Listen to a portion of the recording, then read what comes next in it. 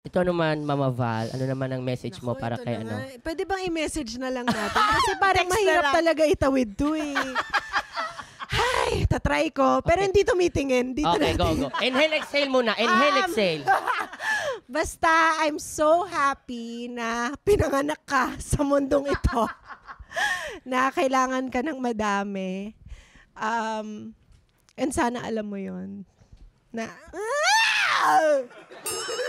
Kadiri, ngayon lang tayo nag-iyakan. Ano ba yan? Hindi ko nga sinasabi sa'yo itong mga to. Usually sa ibang tao kay Buboy.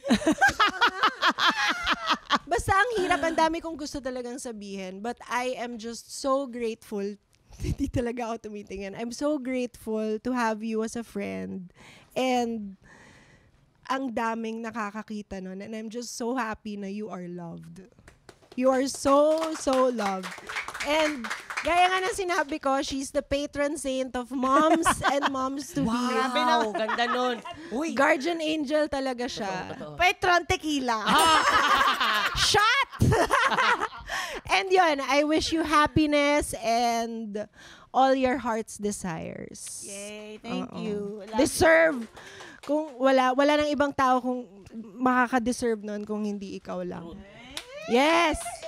Mabuhay ka! Hayop ka! Huwag ka masyadong mabait, ha? Oh, kumain ka na maraming Kukunin ka agad gulay yun. para wag ka mamatay!